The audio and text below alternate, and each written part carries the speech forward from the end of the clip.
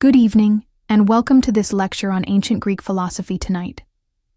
We will embark on a journey back in time to when the thinkers of the Mediterranean laid the foundations of Western philosophy. Imagine yourself in ancient Athens, strolling through the agora, the heart of public life, where citizens gather to discuss politics, philosophy, and the nature of being. Close your eyes and picture the bustling streets filled with merchants, artisans, and scholars. Feel the warm sun on your skin and the gentle breeze carrying the scent of olive oil and fresh bread. You are about to meet some of the most influential minds of antiquity, whose ideas continue to shape our understanding of the world. Our journey continues with Anaximander, a student of Thales, who lived around 610 before Christ. A group of curious students gathers around a man deeply immersed in thought, drawing on a wax tablet under the shade of an olive tree. This is one of the thinkers and innovators of his time. Anaximander was fascinated by the natural world and its mysteries. Unlike his mentor Thales, who considered water the fundamental substance of the universe, Anaximander proposed a more abstract and revolutionary concept.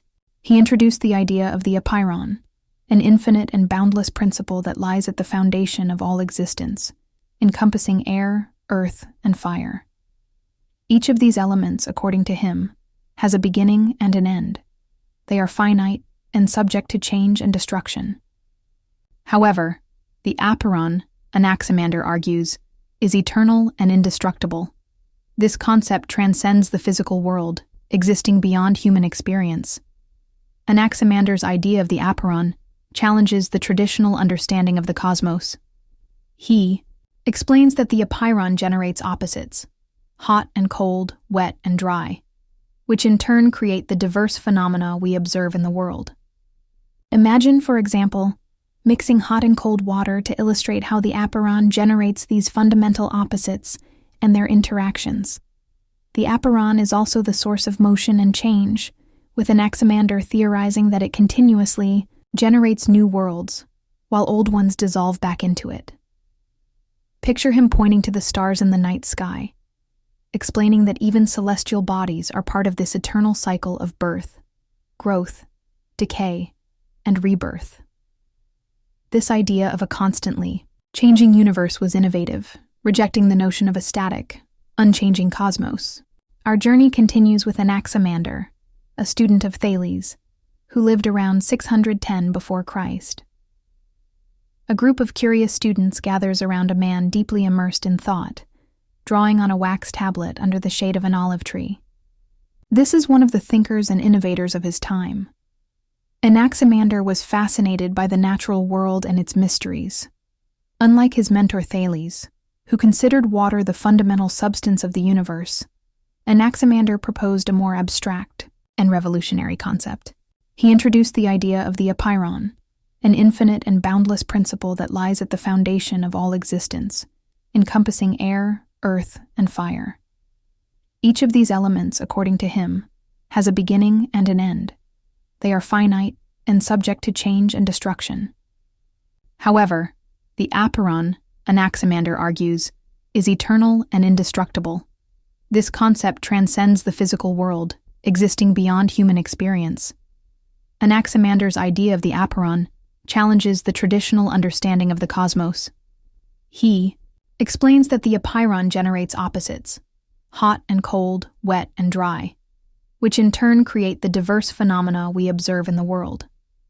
Imagine, for example, mixing hot and cold water to illustrate how the Apeiron generates these fundamental opposites and their interactions. The Apeiron is also the source of motion and change, with Anaximander theorizing that it continuously generates new worlds, while old ones dissolve back into it. Picture him pointing to the stars in the night sky, explaining that even celestial bodies are part of this eternal cycle of birth, growth, decay, and rebirth. This idea of a constantly changing universe was innovative, rejecting the notion of a static, unchanging cosmos. Anaximander's concept of the Epeiron also introduces a moral dimension to the universe. He suggests that there is a cosmic justice where elements pay for their injustices to one another. For instance, when fire consumes wood, it must eventually yield to water, which extinguishes it. This balance of forces maintains the harmony of the cosmos, with the Apiron acting as the final arbiter of this cosmic justice. His thoughts are not just abstract musings, but are deeply connected to the surrounding world, inspiring his listeners to see the universe in a new, interconnected light. His concept of the Apiron lays the foundation for future philosophical inquiries, influencing subsequent thinkers who continued to explore the nature of existence and the fundamental principles of the cosmos. As we leave Anaximander's teachings, we carry with us a sense of wonder and a deeper understanding of the boundless mysteries of the universe. Continuing our journey through ancient Greece, we meet Anaximenes of Miletus, a student of Anaximander who lived around 580 before Christ. Imagine walking through the bustling streets of Miletus, the bright sun shining in the sky, and the air filled with the aroma of herbs and spices. In a peaceful, grassy meadow on the outskirts of the city, a small group of students gathers around, a philosopher deep in thought, observing the sky. This philosopher, Anaximenes, and his profound insights into the nature of the universe will forever change our understanding of the world. Like his predecessors, Anaximenes sought to identify the fundamental substance from which all things are made. However, while Thales believed this substance to be water, and Anaximander proposed the abstract apiron, Anaximenes found his answer in the air. Picture Anaximenes lying on the soft grass, watching clouds slowly drift across the sky and feeling the gentle breeze on his face. He begins to formulate his revolutionary theory. Air, an abundant and ubiquitous substance, is the primary element, from which everything else arises. Anaximenes' theory is elegant and practical. He notes that air is necessary for life, as both humans and animals breathe it. He also observes that air can change its forms, becoming hot or cold, moist or dry. Imagine Anaximenes conducting simple experiments, such as breathing on his hand to feel the warmth, or blowing on a fire to see how it affects the flame. These everyday observations lead him to conclude that air, through processes of condensation and rarefaction, transforms into all other elements. Visualize Anaximenes explaining his theory to his students with vivid and clear examples. He describes how air condenses into wind and, with further condensation, turns into water. When water continues to condense, it becomes earth. He illustrates these transformations with a stick, captivating his audience with the simplicity and logic of his ideas. Anaximenes also believes that air is not just the substance of physical matter, but also the breath of life, the soul. He asserts that just as air sustains the human body, it also sustains the universe. This idea gives his philosophy a sense of interconnectedness between the microcosm of the human body and the macrocosm of the universe. Picture him standing before his students, arms outstretched to encompass the vast sky and the earth below, conveying the unity of all things through the medium of air. One evening, under a sky studded with twinkling stars, Anaximenes discusses the nature of celestial bodies. He suggests that the stars, sun, and moon are made of rarefied air that has become ignited, providing light and heat to the earth. He explains how the heavens are not separate from the earth, but are part of one continuous process of transformation driven by air. This idea challenges the traditional view of the cosmos as a fixed and unchanging realm, and instead presents it as a dynamic living system. Anaximenes' teachings inspire his students to see the world with new eyes. His concept of air as the fundamental substance brings unity and simplicity to the complexities of nature. It encourages them to observe the surrounding world, feel the air they breathe, and recognize the deep connection between all forms of matter. As we leave Anaximenes' gathering, we carry with us a new appreciation for the air we often take for granted. Through his eyes, we see that air is not just an invisible, intangible substance, but a life force that shapes and sustains the universe. Anaximenes' legacy lives on in our understanding of the natural world, reminding us of the profound truths that can be discovered through careful observation and deep reflection. Our journey through ancient Greek philosophy now takes us to the island of Samos, around 570 BC, where we meet Pythagoras, a figure shrouded in mysteries and legends. Imagine yourself in a tranquil coastal village, where the sound of waves gently caresses the shore. The village is filled with rumors about a wise man who traveled to Egypt and Babylon, gained knowledge, and now teaches a unique blend of philosophy, mathematics, and mysticism. This man is Pythagoras, and his ideas will resonate through the centuries. Pythagoras is not just a philosopher, he is a leader of a closely knit community known as the Pythagoreans. Imagine a group of devoted followers dressed in simple robes gathering in a modest yet sacred sanctuary. The soft hum of contemplative chants fills the air as the Pythagoreans engage in their rituals. They believe in a way of life that emphasizes purity, self-discipline, and the pursuit of knowledge. They live by strict rules, including a vegetarian diet, communal living, and a deep reverence for the harmony of the universe. At the center of Pythagoras' philosophy is the conviction that numbers are the fundamental substance of all things. Picture Pythagoras standing before a blackboard, chalk in hand, demonstrating how numbers and their relationships underlie the structure of the cosmos. He introduces his students to the concept of numerical ratios that explain the harmonious proportions found in nature, music, and the heavens. Imagine the awe on the faces of his followers as he shows how the intervals in a musical scale correspond to simple numerical ratios, revealing the underlying order of the world. Pythagoras and his followers also delve into the mystical properties of numbers. They see numbers as symbols with deep spiritual significance.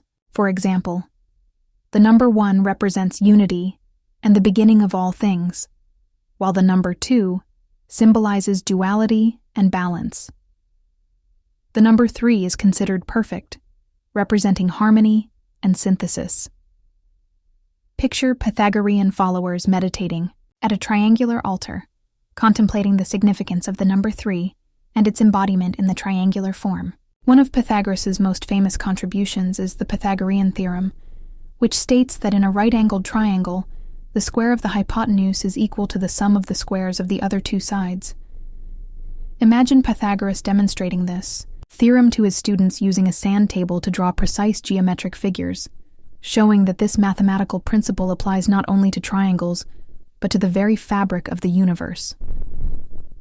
Beyond mathematics, Pythagoras and his followers are deeply interested in the nature of the soul and its journey through cycles of reincarnation. They believe that the soul is immortal and undergoes a series of rebirths, striving for purification and ultimate union with the divine. Picture Pythagoras sitting with his followers around a crackling fire, sharing stories of past lives and the lessons learned from each incarnation. This belief in the transmigration of the soul leads the Pythagoreans to live virtuously, seeking to liberate themselves from the cycle of rebirth and achieve spiritual enlightenment. The Pythagorean community is known for its secrecy and exclusivity, with initiation rituals and strict codes of conduct. Imagine the excitement and reverence of a novice preparing for initiation, studying sacred symbols and chants, and finally, being accepted into the inner circle where deeper mysteries are revealed. Through Pythagoras' teachings, his followers begin to see the universe as a harmonious and interconnected whole, governed by the principles of mathematics and divine order. They are inspired to seek knowledge, live ethically, and strive for spiritual purity, believing that through understanding the cosmos, they can achieve a higher state of being. As we leave the Pythagorean sanctuary, we carry with us a sense of wonder and awe at the complex harmony of the universe. Pythagoras' legacy continues to remind us that the pursuit of knowledge and the quest for spiritual enlightenment are interconnected, leading us to a deeper understanding of ourselves and the world around us. Our exploration of ancient Greek philosophy now brings us to the bustling city of Ephesus, where we meet Heraclitus, a thinker whose ideas are as enigmatic as they are profound. Imagine yourself wandering through the lively markets of Ephesus, where the air is filled with the aroma of spices and the chatter of merchants. Amidst the grandeur of the city, in a quiet corner of a temple, a solitary figure sits, known to his contemporaries as the weeping philosopher, due to his melancholic nature and belief in the impermanence of life. Heraclitus is a philosopher who views the world through the lens of constant change and flux. Heraclitus's philosophy also extends to the sphere of human experience. He teaches that conflict and contradiction are inherent aspects of life that lead to change and growth. Picture him illustrating this with the examples of a bow and a lyre, explaining how the tension between opposites, such as the string of a bow and its wooden frame, or the strings of a lyre and its body, creates harmony and balance. He asserts that without conflict, there can be no progress, and without struggle, there can be no development. Heraclitus is also known for his belief in the unity of opposites. He teaches that seemingly contradictory forces are actually interconnected and interdependent. Imagine him discussing the interaction of day and night, life and death, pleasure and pain, and how these opposites define and give meaning to each other. He emphasizes that understanding this unity is key to grasping the true nature of reality. His followers, gathered around him, are captivated by his insights. They come to see the world as a dynamic and interconnected whole, where change and flux are the essence of existence. As we leave Heraclitus and his teachings, we carry with us a deeper appreciation for the ever-changing nature of the universe and the interplay of opposites that shape our reality. Picture him walking along the banks of the river Cayster, observing how the water flows endlessly, never remaining the same from one moment to the next. It is here that he formulates his famous doctrine of change, encapsulated in the phrase panta, rei, which means everything flows. He reflects aloud to his followers, "You cannot step into the same river twice, for other waters are ever flowing onto you." Heraclitus believes that change is the fundamental essence of the universe. He sees reality not as a collection of static objects, but as a dynamic process in which everything is in constant motion. Imagine Heraclitus sitting with his students in a shady grove, using the metaphor of a river to explain his philosophy. He explains that just as a river constantly renews itself through the flow of water, the universe is continually renewed through a cycle of birth, growth, decay, and rebirth. At the core of Heraclitus' thought is the concept of the logos, the underlying principle of order and reason that governs the constant changes. He points to the invisible thread that weaves the fabric of reality, maintaining balance and harmony amidst the flux. They begin to see the world through Heraclitus' eyes, recognizing the ever-changing nature of all things. Imagine a student contemplating Heraclitus' teachings while observing a butterfly emerging from its chrysalis, marveling at the transformation and the endless possibilities of change. Heraclitus' doctrine of change challenges his students to embrace the impermanence of life and find wisdom in the constantly shifting nature of existence.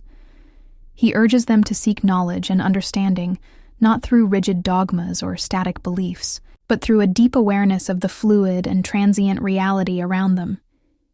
His philosophy is a call to awaken in the present moment and acknowledge the logos at the center of the constant flow of life. As we leave Heraclitus and his followers by the river, we carry with us a deep appreciation for the dynamic and ever-changing world in which we live.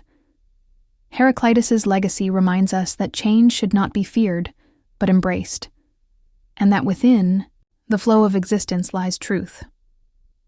In contrast to Heraclitus, we meet Parmenides of Elea, whose ideas oppose the concept of constant change. Our philosophical journey now takes us to the city of Elea in southern Italy, around 500 years before the Common Era. Here, we encounter Parmenides, a philosopher whose ideas sharply contrast with the views of Heraclitus. Imagine yourself in a tranquil coastal town with olive groves and vineyards. In a serene courtyard surrounded by colonnades and blooming plants, a group of students gathers around a wise and dignified man. This man is Parmenides, and he is about to challenge everything we think about reality. Parmenides believes that change is an illusion, and that true reality is unchanging.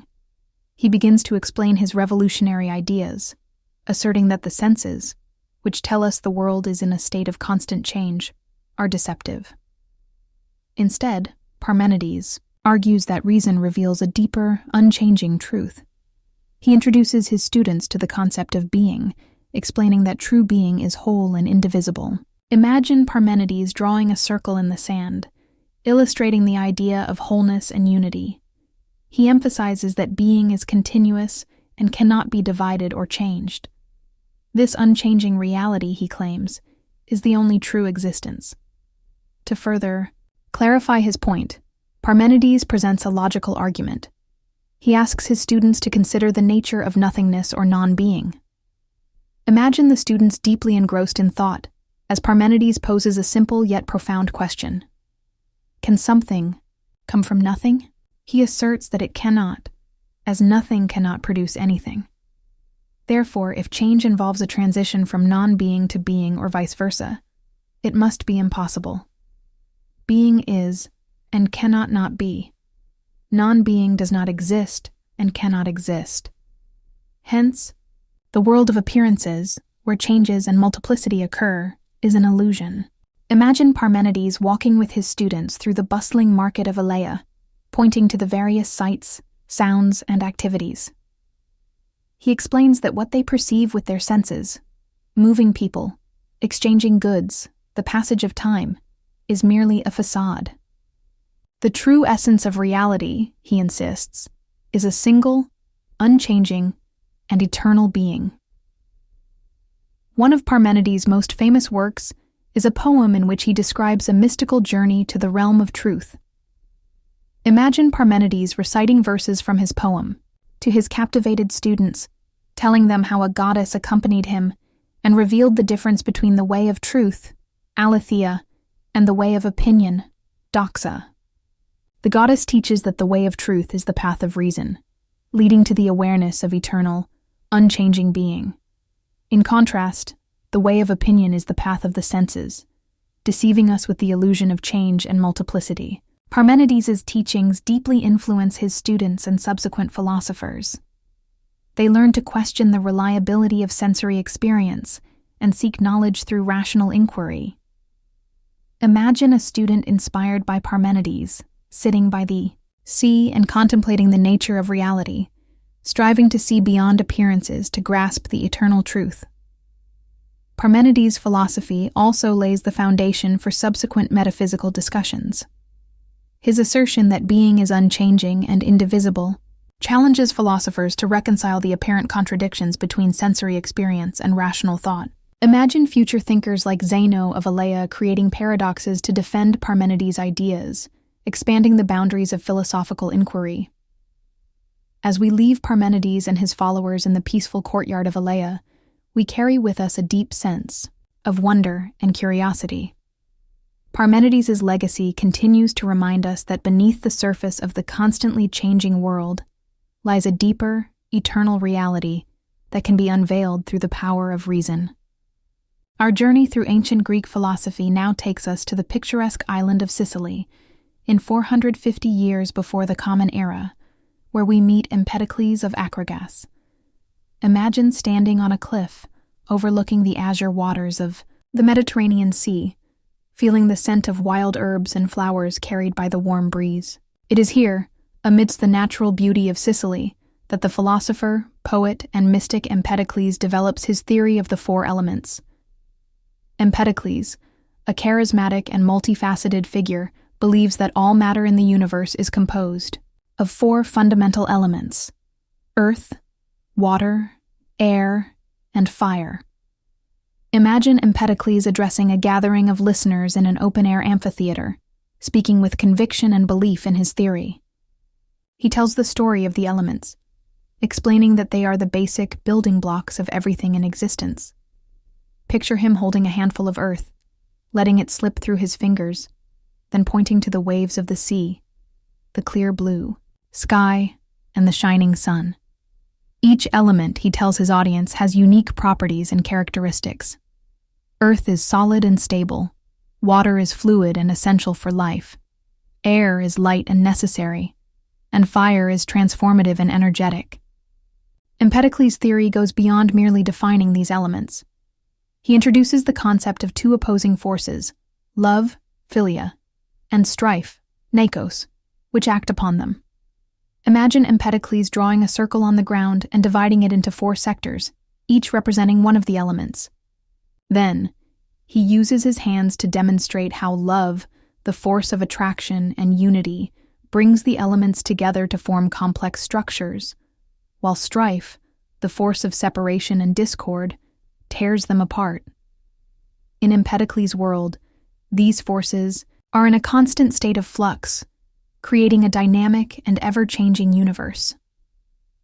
Picture Empedocles using the metaphor of a cosmic dance, where the elements act as partners moving in harmony or conflict, guided by the rhythms of love and strife.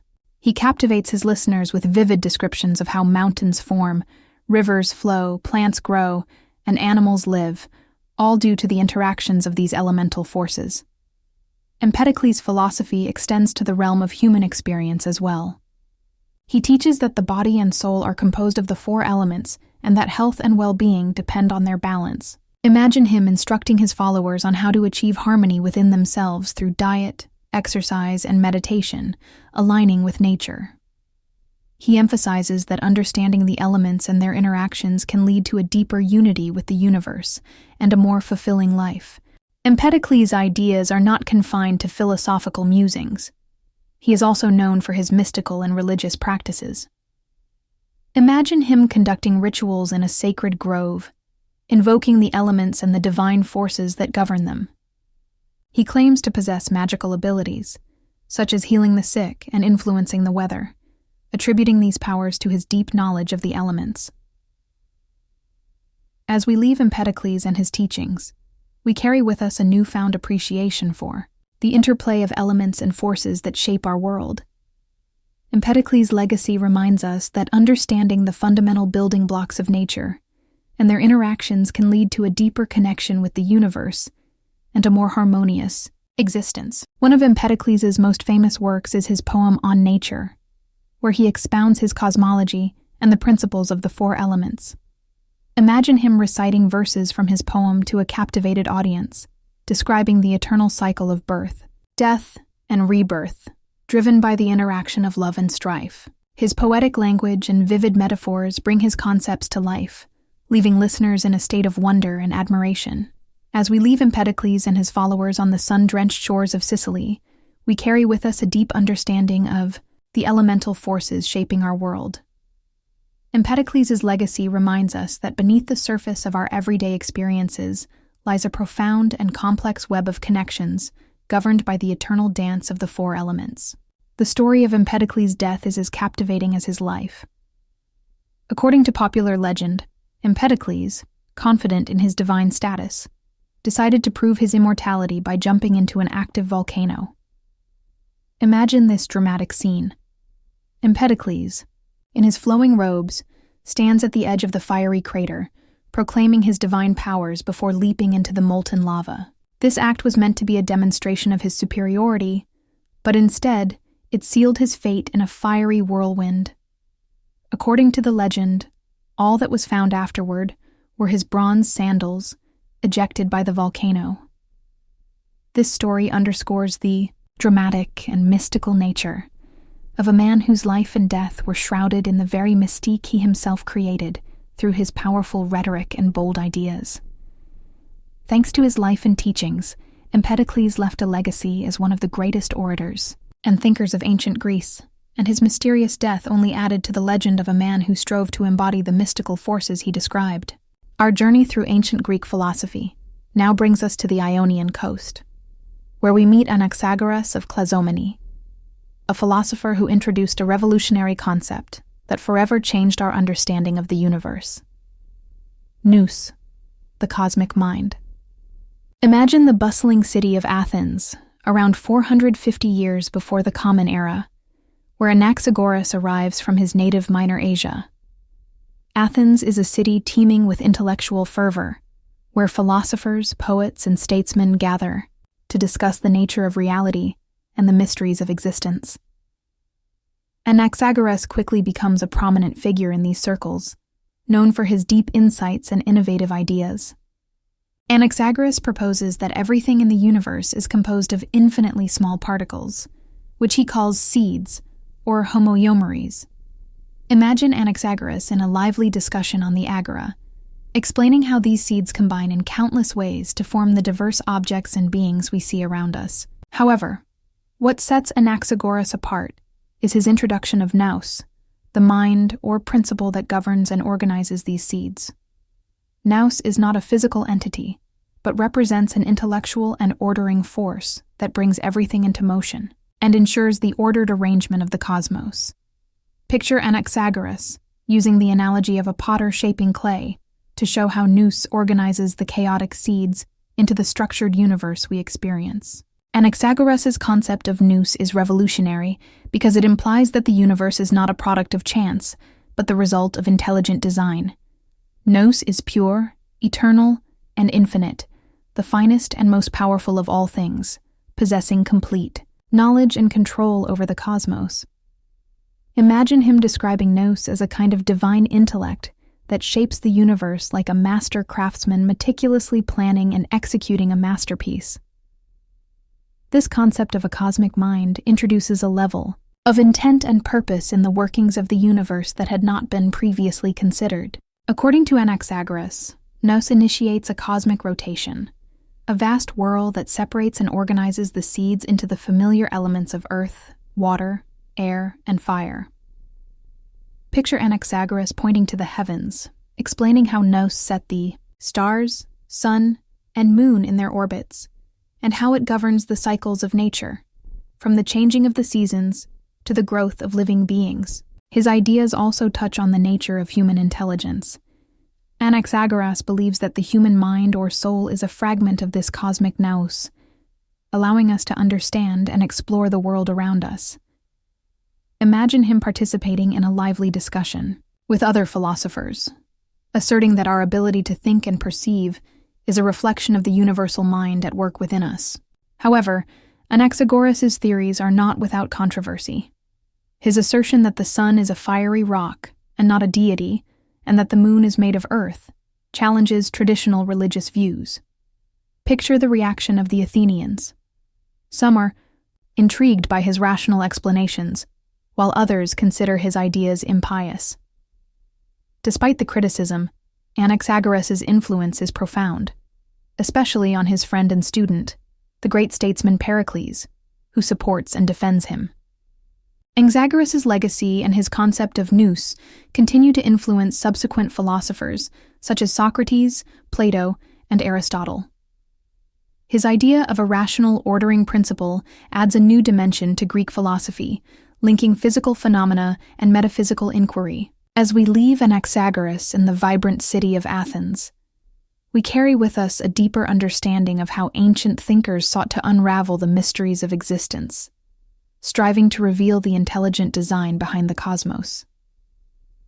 Continuing our journey through the rich landscape of ancient Greek philosophy, we arrive in the bright and bustling city of Abdera, the birthplace of one of the most influential thinkers of antiquity, Democritus.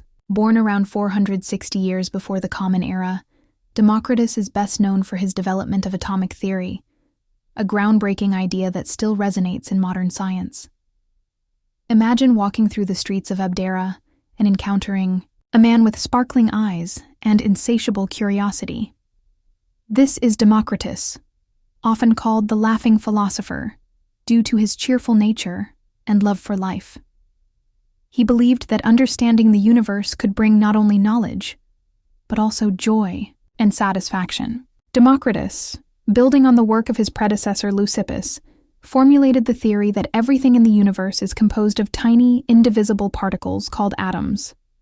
Picture Democritus in a lively discussion with other philosophers, using simple analogies to explain his ideas. He might compare atoms to tiny, invisible building blocks that make up everything around us, from the stars in the sky to the air we breathe and even our own bodies. According to Democritus, these atoms are eternal, unchangeable, and infinite in number. They move through the void, an infinite space, combining and rearranging in various ways to form all the diverse objects and substances we perceive. Imagine him explaining this process, using the analogy of a kaleidoscope, where a few basic shapes create endless patterns, depending on how they are arranged. One of the most striking features of Democritus's atomism is its mechanistic nature. He suggested that all phenomena, including sensory perceptions and human emotions, can be explained by the interactions of atoms. Picture Democritus explaining that the sensation of sweetness is caused by smooth, round atoms, while bitterness, is caused by sharp, jagged ones. This departure from more mystical explanations of his time was radical. Democritus believed that the universe operates according to natural laws, without the need for divine intervention. His ideas laid the foundation for a materialistic and scientific worldview that would influence future generations of thinkers. As we leave Democritus and his teachings, we carry with us a newfound appreciation for the atomic theory and its implications. Democritus's legacy reminds us that understanding the fundamental building blocks of nature and their interactions can lead to a deeper connection with the universe and a more rational understanding of the world around us. Democritus also studied the nature of the soul, which he believed consisted of particularly fine, smooth atoms. These soul atoms are responsible for thinking, sensations, and life itself. When a person dies, he asserted, these atoms disperse and merge back into the common atomic pool. This view reinforced his belief in the importance of leading a virtuous and joyful life, as the fear of death or an afterlife was unfounded. His ideas extended beyond physics and metaphysics. Democritus was also deeply interested in ethics.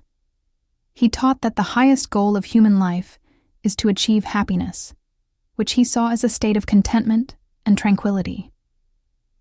This happiness, or eudaimonia, can be attained through moderation, wisdom, and understanding the true nature of the world.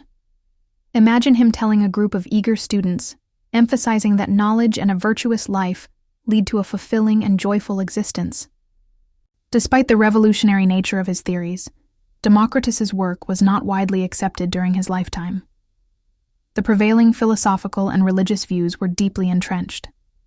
However, the seeds of his thought would germinate much later, profoundly influencing the development of modern science and philosophy. Reflecting on the life and legacy of Democritus, we see a thinker whose vision extended far beyond his time.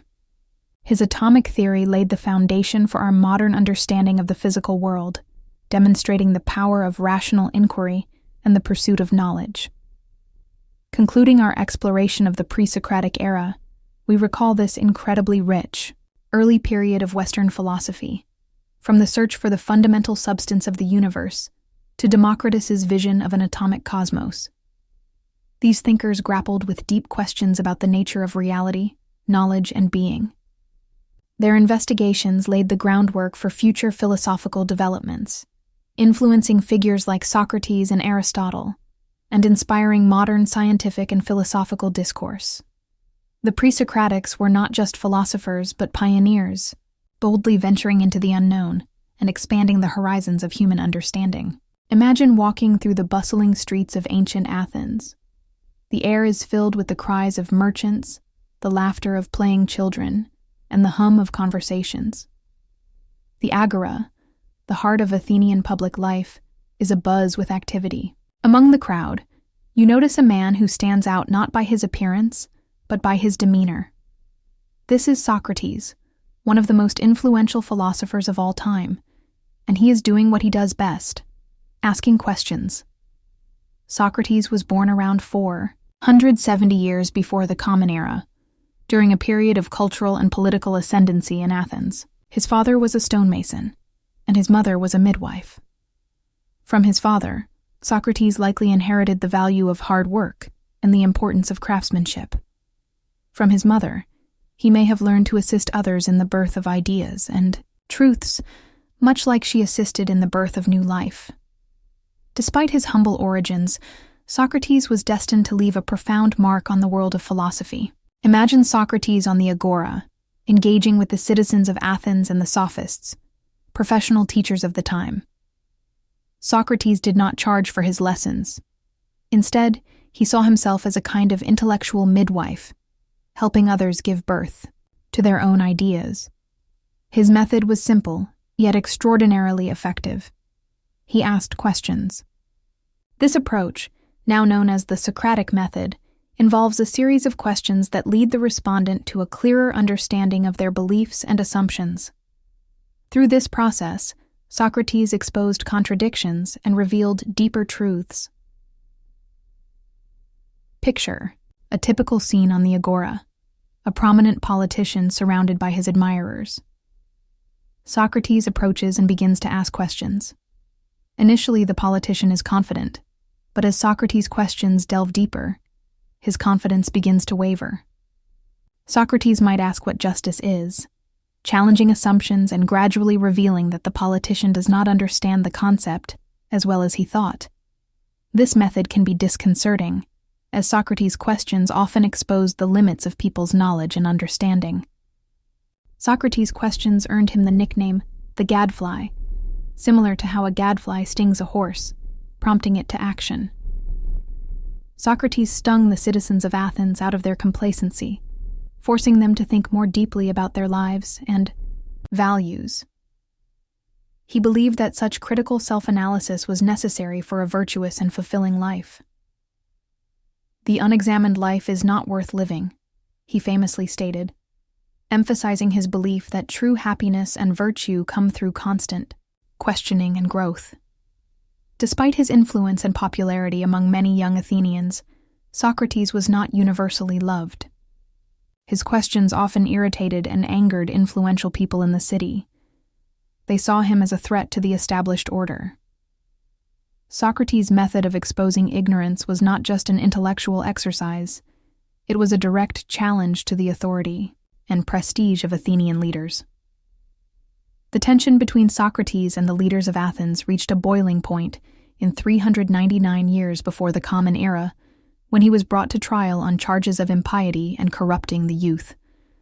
Imagine the trial in the Athenian court, with Socrates' accusers representing the conservative elements of Athenian society. They argued that Socrates was a dangerous influence, questioning the gods and leading the youth astray with his radical ideas. At the trial, Socrates remained steadfast and unapologetic. He used the occasion not to plead for mercy, but to further expound his philosophy. Imagine him addressing the jury calmly and rationally, explaining that his philosophical inquiries were a service to the city, a divine mission to encourage moral and intellectual improvement. He asserted that he did not corrupt the youth, but inspired them to think critically and seek the truth. Socrates' defense was eloquent, but failed to convince the majority of the jury. He was found guilty and sentenced to death by drinking a cup of hemlock. True to his principles, Socrates remained steadfast in his beliefs. Imagine the scene in the prison cell where his friends and students gathered, pleading with him to escape. Socrates refused, believing that escape would violate his principles and the laws of Athens, which he had always respected. As Socrates drank the hemlock, he continued to converse with his friends, discussing the immortality of the soul and the nature of death. His demeanor remained calm and composed, even as the poison began to take effect. Imagine the room filled with a somber yet respectful silence as Socrates took his final breath. His death was a profound testament to his commitment to his beliefs and his unwavering pursuit of truth. Socrates' legacy lives on not through written works, but through the enduring influence of his ideas and the deep impact he had on his students and subsequent generations of philosophers. Plato, his most famous student, continued to write dialogues that captured the essence of Socratic thought and preserved the ideas of his mentor. Aristotle, a student of Plato, further developed these ideas, laying the foundations of Western philosophy. Reflecting on the life and death of Socrates, we see a man who dedicated his life to the pursuit of wisdom, willing to challenge conventions and remain true to his principles, even in the face of death. His story serves as a powerful reminder of the importance of critical thinking and questioning accepted norms. Concluding our exploration of Socrates' life, we are left with a deep respect for his contribution to philosophy and his enduring legacy. His life and teachings continue to inspire and challenge us, inviting each of us to take on the role of the gadfly in our own lives, to ask questions, reflect, and strive for a deeper understanding of ourselves and the world around us. Now let's delve deeper into his philosophy and teachings, which are the cornerstone of his enduring legacy. Imagine yourself once again sitting on the agora among a group of attentive listeners as Socrates begins his dialogue. His approach to philosophy was uniquely interactive and dialectical, a method that became known as the Socratic Method. This method was not just a teaching technique, but a profound way of understanding the world and oneself. Socrates believed that wisdom begins with wonder, and his method involved a series of guiding questions designed to stimulate critical thinking and clarify ideas. Imagine Socrates conversing with a young Athenian about the nature of justice. He might start with what seems like a simple question. What is justice? The respondent might offer an answer, only to discover that Socrates follows up with subsequent questions that reveal complexities and contradictions in their response. This process, often leading to more questions than answers, encouraged deep reflection and self-analysis. Socrates used this method to challenge assumptions and uncover fundamental beliefs. He believed that through dialogue, people could achieve a clearer and truer understanding of fundamental concepts such as virtue, justice, and the good life. His goal was not to impart his own knowledge, but to help others recognize their own ignorance and the limitations of their knowledge. This recognition, as he believed, was the first step to true wisdom. At the core of Socrates' ethical philosophy lay the idea that the pursuit of virtue and the good life is paramount. Unlike the sophists, who argued that moral truths are relative and that success is the ultimate goal, Socrates held that virtue is the most valuable possession, far more important than wealth, fame, or power. For Socrates, a life of virtue was synonymous with a fulfilling and happy life. He often emphasized the importance of self-knowledge, famously stating, "Know thyself." Socrates believed that understanding oneself is necessary for achieving virtue, which meant acknowledging one's ignorance and striving to improve through constant self-analysis. For Socrates, an unexamined life was not worth living because it lacked the pursuit of virtue and wisdom. Socrates deeply believed in the immortality of the soul. He viewed the soul as the true essence of a person, more important than the physical body. In his dialogues with his students, Socrates discussed that the health of the soul depends on living virtuously, and that the well-being of the soul is the ultimate goal of human existence. In one of his most famous dialogues, the Apology, Socrates explains to his audience that his role as a philosopher is akin to that of a midwife, helping others give birth to their own understanding of the truth. He asserts that his mission is divine, entrusted to him by the gods to encourage the Athenians to care for their souls and strive for virtue. He believed that by fulfilling this mission, he brought benefit not only to individual people, but to the entire city of Athens. Socrates is famous for his assertion that knowledge is equivalent to virtue. He argued that if a person truly understands what is right, they will naturally act rightly. This idea, known as ethical intellectualism, suggests that moral errors occur due to ignorance rather than weakness. For example, if someone acts unjustly, it is because they do not fully understand what justice is. Therefore, the path to virtue lies through the acquisition of knowledge and understanding. This perspective drove Socrates to focus on education and dialogue as means of achieving moral perfection. By engaging others in philosophical discussions, he aimed to help them acquire the knowledge necessary for a virtuous life.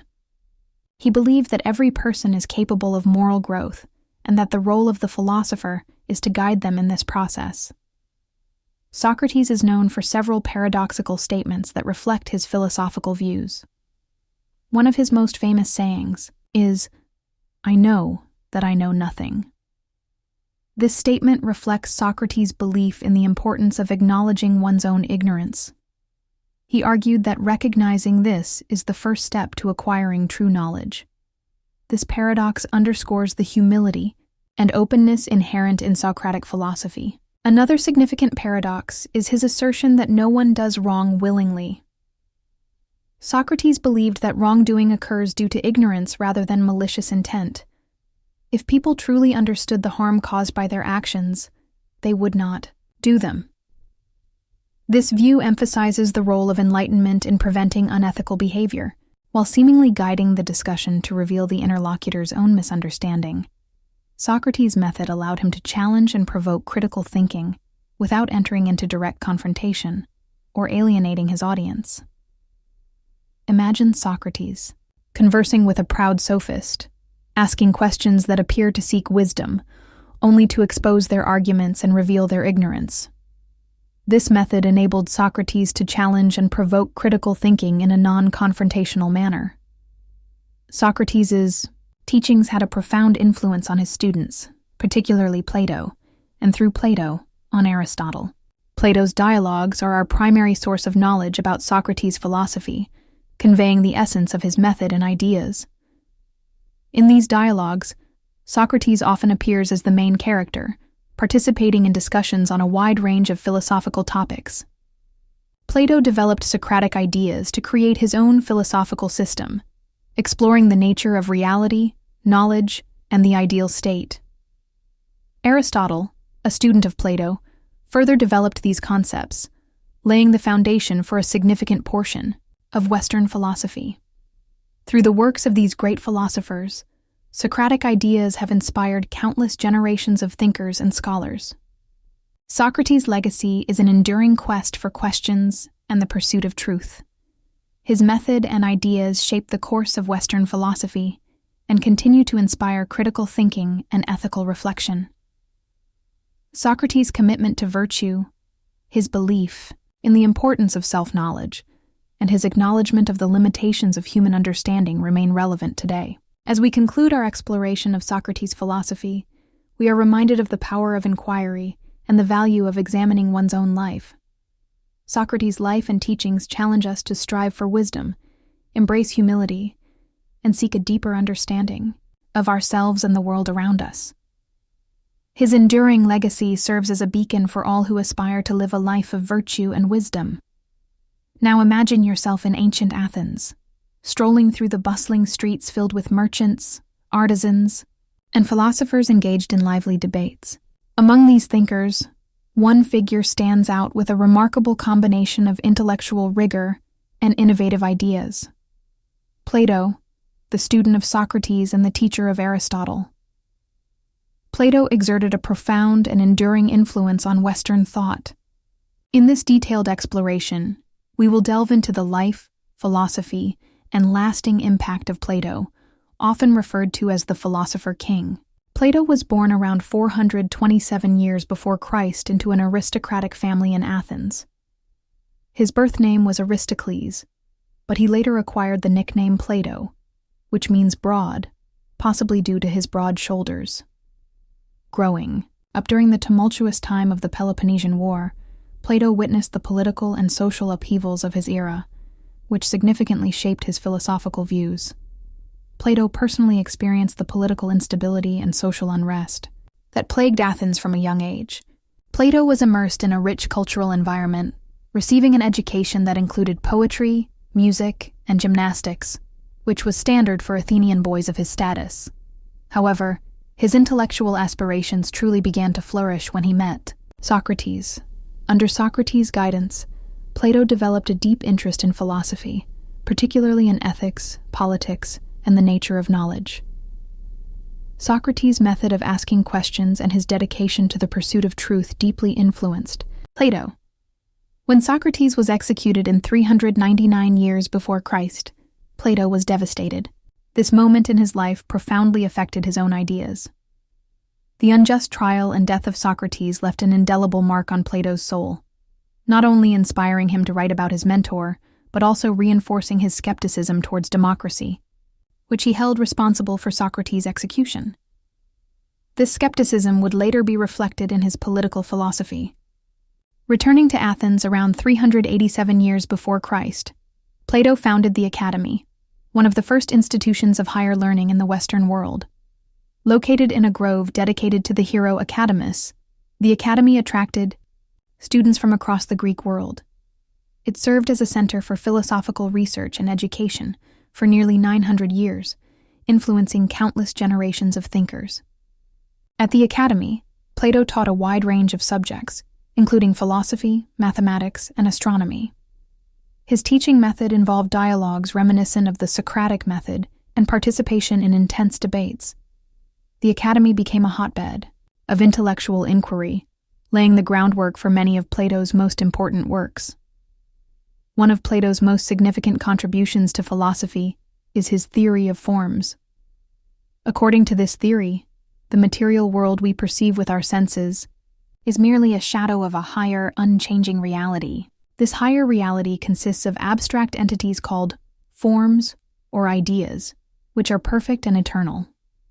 For example, consider the concept of a circle. Any circle we draw in the physical world will be imperfect, but the form of a circle is a perfect, abstract entity existing outside of time and space. Justice, beauty, and virtue also have their own forms, representing their true essence. Plato argued that true knowledge does not come from sensory experience, but from intellectual insight into these forms. This idea is vividly illustrated in his allegory of the cave, found in The Republic. In this allegory, prisoners in a cave mistake shadows on a wall for reality. Only understanding the true nature of the world outside the cave represents the forms casting the shadows. In The Republic, Plato presents his concept of an ideal society governed by philosopher-kings. He asserts that only those who possess a deep understanding of the forms and a love for wisdom are fit to rule. These philosopher-kings, due to their knowledge and virtue, can create a just and harmonious society. Plato's ideal state is structured with three distinct classes: rulers, philosopher-kings, warriors, and producers, farmers, craftsmen, and traders. Each class has its own role and virtues, contributing to the overall harmony of the state. The rulers are guided by wisdom, the warriors by courage, and the producers by temperance. Plato believed that philosopher-kings would reluctantly rule, preferring a life of contemplation. However, their sense of duty and commitment to the common good would compel them to govern. This concept reflects Plato's belief in the inseparability of knowledge and virtue, and the idea that true leaders are motivated by a desire to serve, not personal ambition. The allegory of the cave is one of Plato's most powerful metaphors, illustrating his epistemological and metaphysical views. In this allegory, prisoners are chained in a dark cave, facing a blank wall. Behind them, there is a fire, and between the fire and the prisoners, there is a parapet along which puppeteers can walk.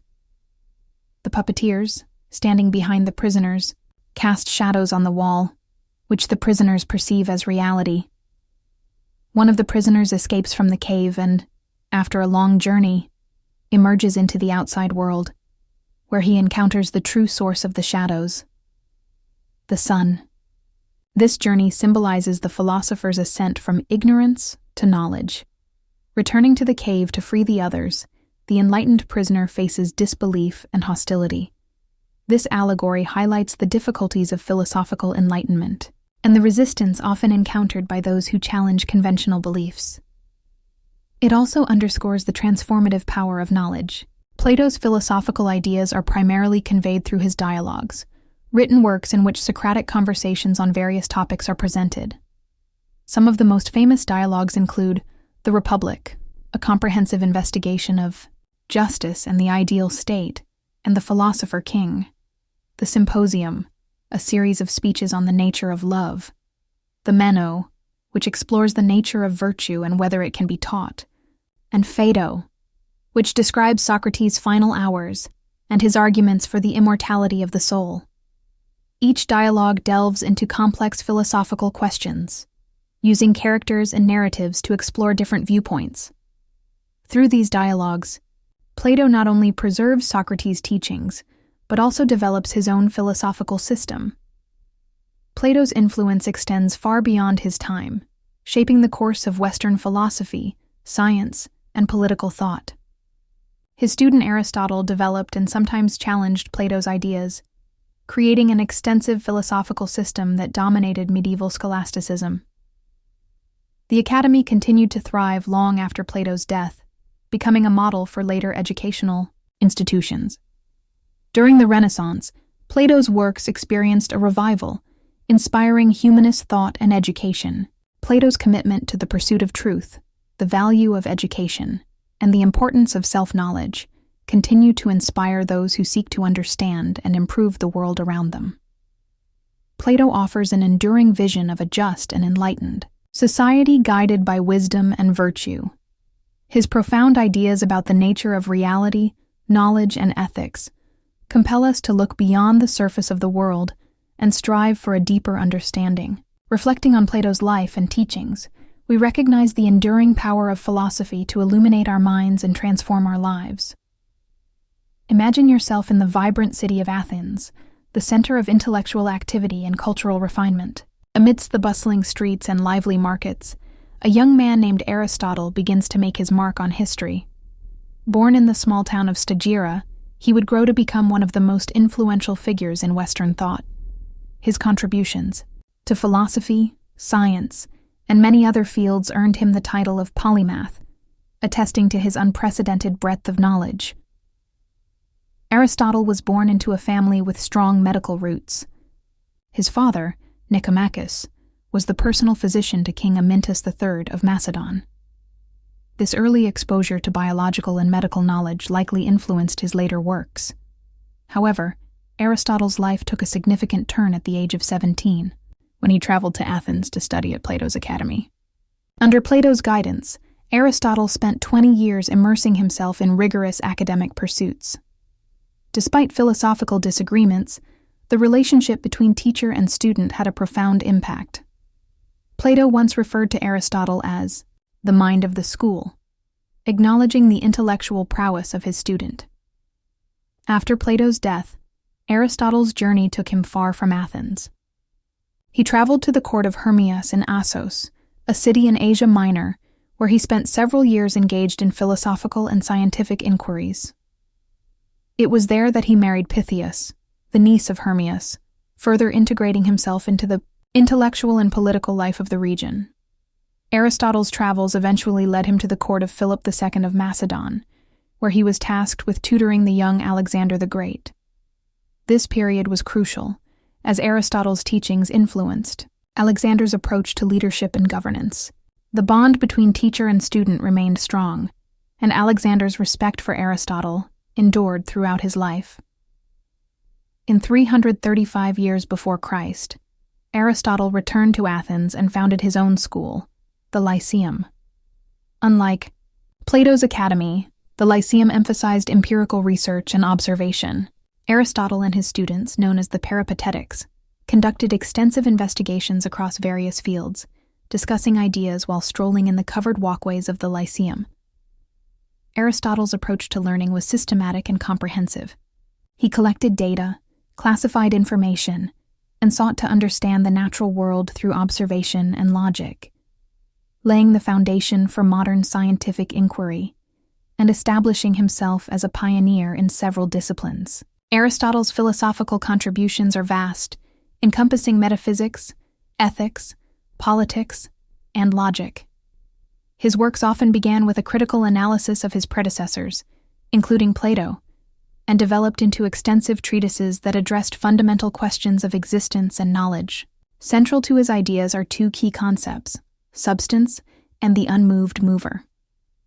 Let's start with substance. Imagine a tree.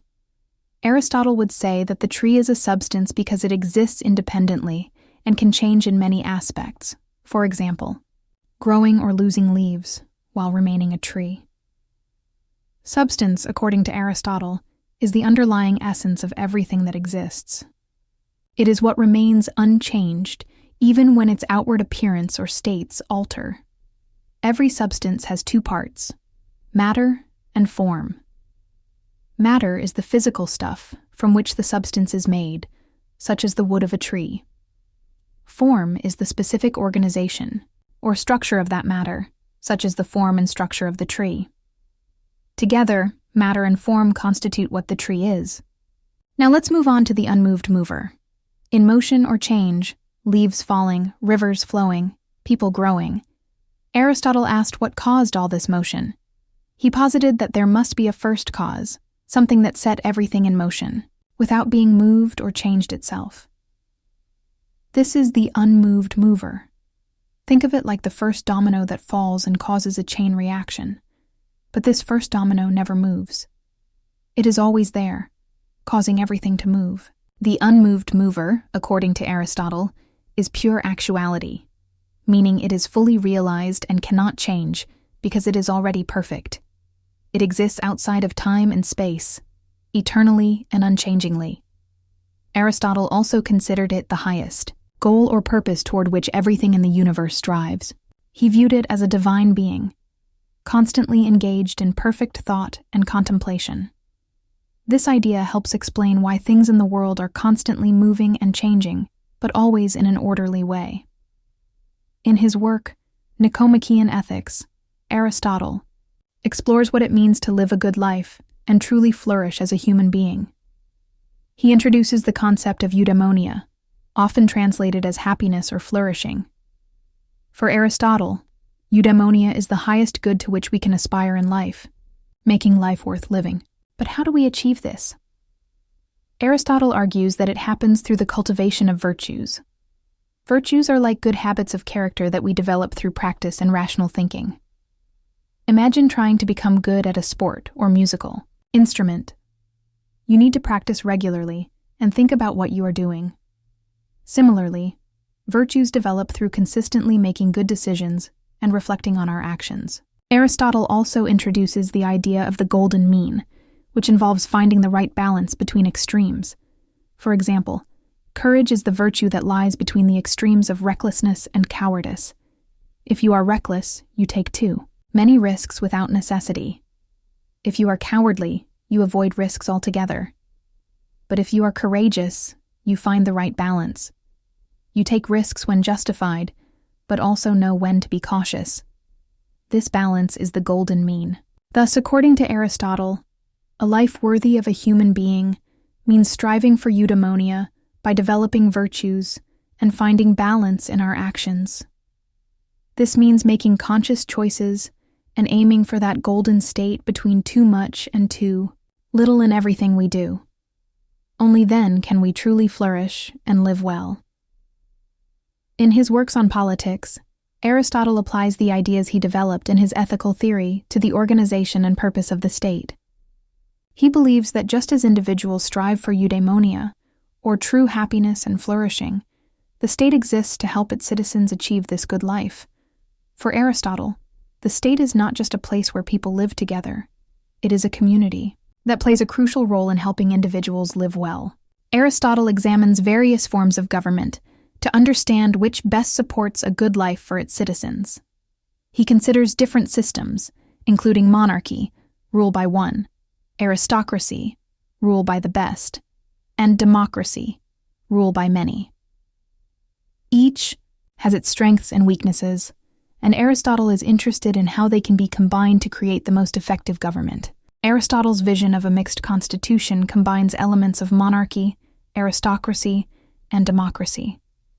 The idea is to balance these different forms to leverage their individual strengths while avoiding their weaknesses. For example, monarchy can provide strong and decisive leadership. Aristocracy can ensure that the wisest and most capable people are in power, and democracy can ensure that the interests of the majority are considered. Aristotle's vision of a mixed constitution influenced later political thought, showing how different forms of government can be combined to create a more stable and just society. He believed that this balanced approach would help the state fulfill its purpose of promoting a good life for all its citizens, allowing them to flourish and live well together. Aristotle is often credited as the father of formal logic, and his contributions to this field have shaped our way of thinking and reasoning forever. His collection of works, known as the Organon, became the foundation for deductive reasoning and syllogistic logic. Through his systematic approach to learning and his profound insights into the natural world, ethics, politics, and logic, Aristotle's legacy continues to inspire and influence thinkers and scholars to this day. His vision of a life dedicated to the pursuit of knowledge, virtue, and the common good remains a guiding light for those who seek to understand and improve the world around them. These terms may sound complex, but at their core, they deal with how to construct logical arguments and make reliable conclusions based on available information. In the Organon, Aristotle introduces the concept of syllogisms. A syllogism is a type of logical argument in which you start with two statements, called premises, and from them, you derive a third statement, called the conclusion. For example, if you know that all humans are mortal and Socrates is a human, you can conclude that Socrates is mortal. This is a simple yet powerful form of reasoning that allows you to build complex arguments and uncover truths in a structured manner. Aristotle's logical system became the standard method of scientific and philosophical inquiry for many centuries. It provided a clear structure for scholars who needed to understand the world and convey their findings, establishing rules for logical thinking and effective arguments. Aristotle helped ensure that discussions were based on reason and evidence, rather than emotions or misconceptions. The influence of Aristotle's work on logic is profound. It not only shaped how people conducted science and philosophy in ancient times, but also laid the foundation for the development of modern logic and analytical thinking. His ideas on how to construct and evaluate arguments remain central to disciplines such as mathematics, computer science, and law. Essentially, Aristotle gave us the tools for more clear and systematic thinking about the world, making him a key figure in the history of thought. Aristotle's biological works, including History of Animals, Parts of Animals, and Generation of Animals, emphasize his empirical approach to studying nature. Unlike some of his predecessors who relied on speculation, Aristotle believed in understanding living beings through direct observation and practical investigation. He dissected animals, observed their development from birth to maturity, and meticulously recorded his observations in these works. Aristotle classified animals into various kinds and species based on their characteristics. He was one of the first to systematically classify living organisms. For example, he noted that some animals have blood, while others do not, leading him to distinguish between vertebrates and invertebrates. This kind of classification, though not entirely accurate, by modern standards, was a significant advancement in the study of biology. Aristotle's method was innovative for his time. He sought to understand the anatomy and functions of various body parts, asking questions about why animals have certain features and how these features help them survive and thrive in their environment.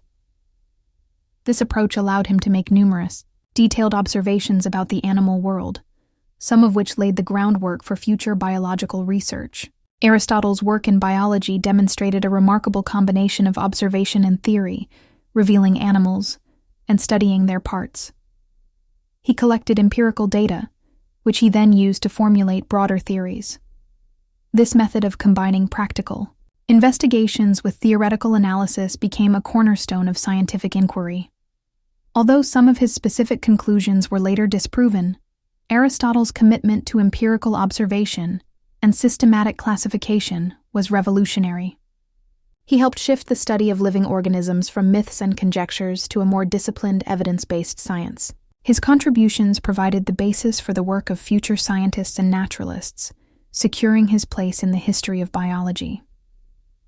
In his work on physics, Aristotle delves into the fundamental principles governing the natural world, investigating key concepts such as motion, causality, and elements.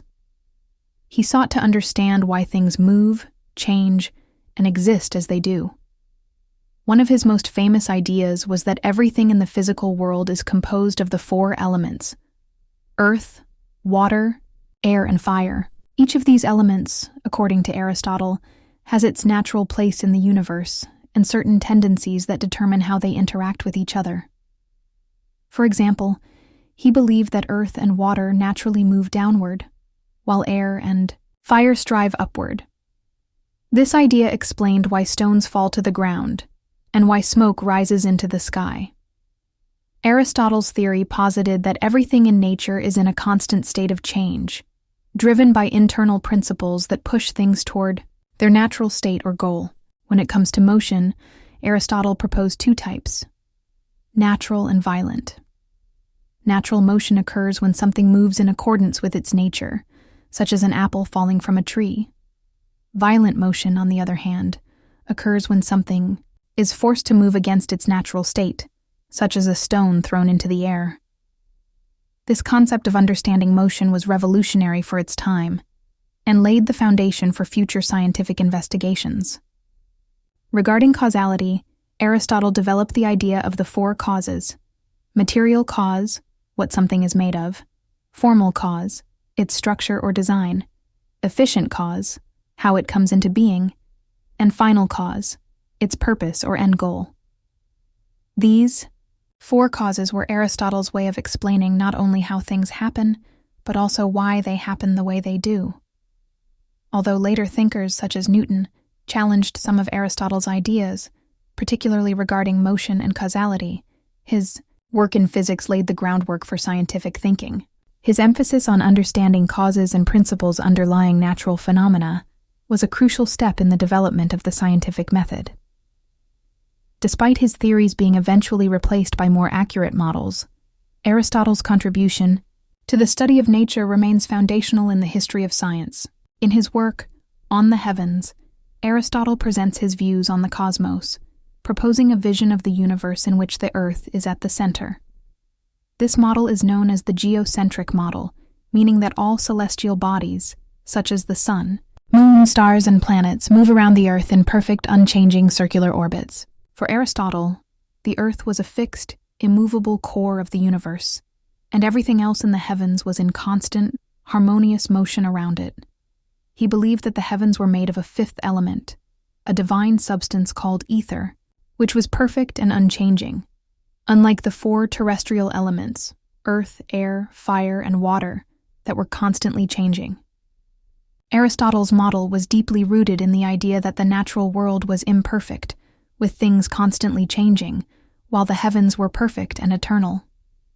This idea of perfect circular motion in the heavens reflected his broader philosophy, that the universe was orderly and purposeful, with everything having its proper place.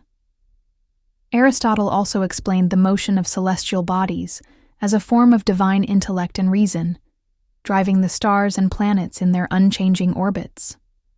Although the geocentric view of the universe proposed by Aristotle was widely accepted for centuries and significantly influenced the development of astronomy, it was later challenged in the 15th century by Copernicus, who proposed the heliocentric theory.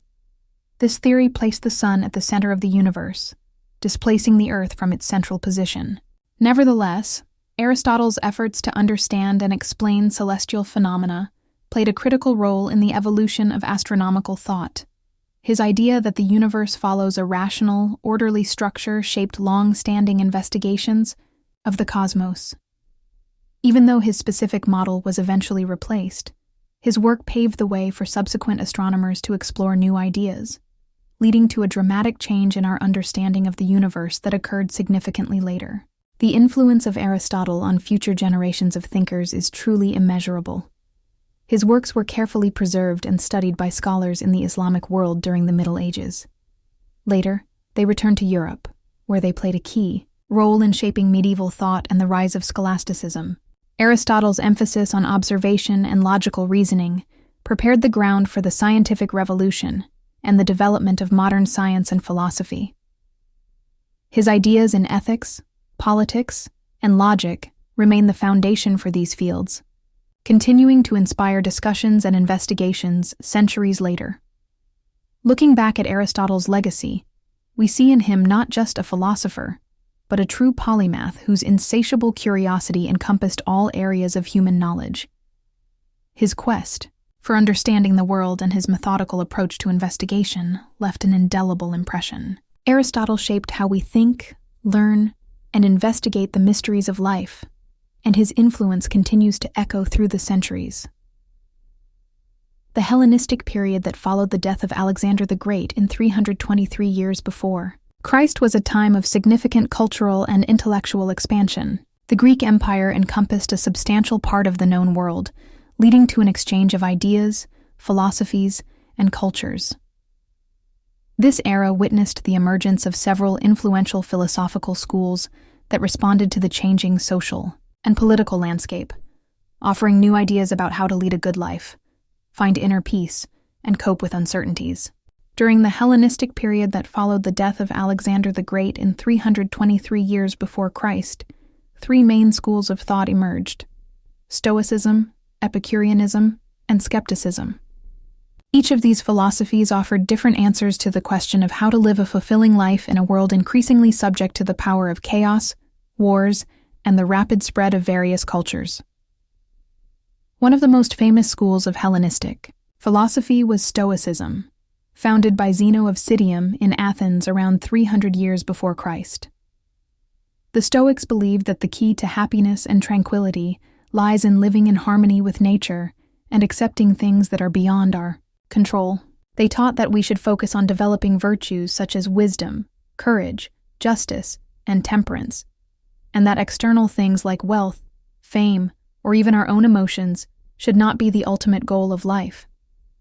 According to the Stoics, only our actions and thoughts are truly under our control, and by practicing self-discipline and rationality, we can achieve inner peace and tranquility.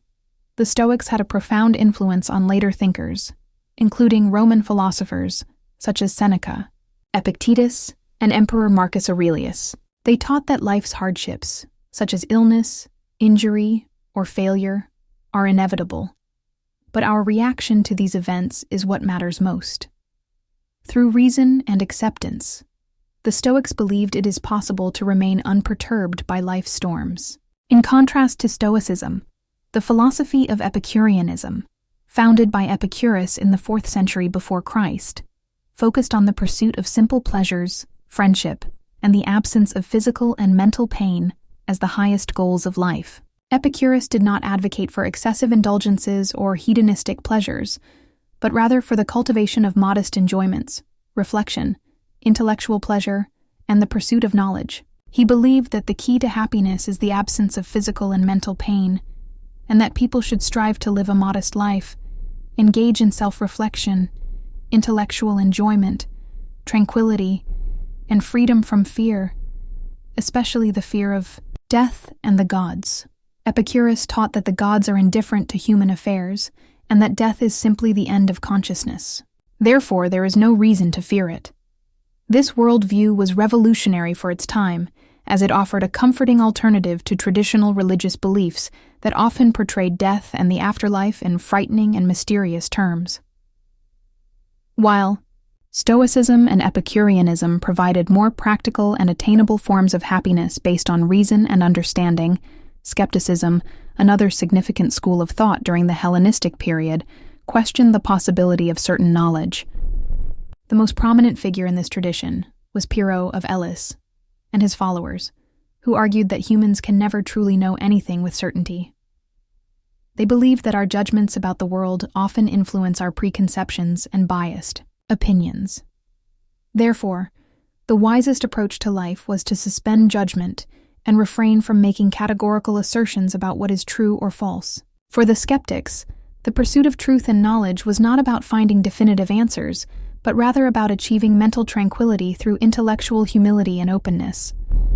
They believed that by recognizing the limits of our knowledge, we can avoid the stress and anxiety associated with the constant search for answers to life's mysteries.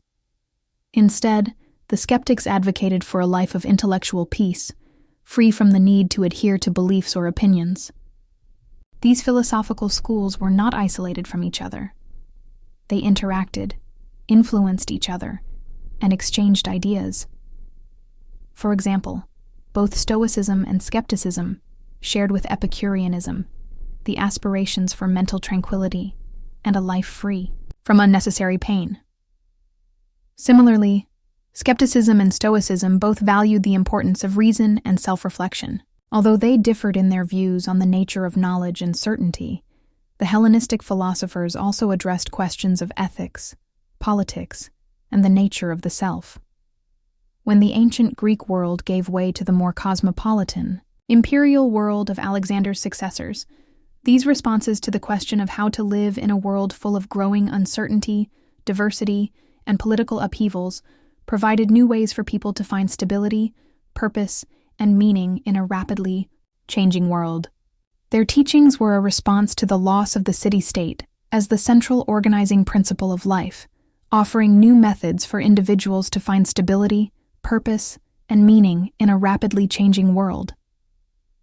Through their teachings, the Hellenistic philosophers left a profound legacy.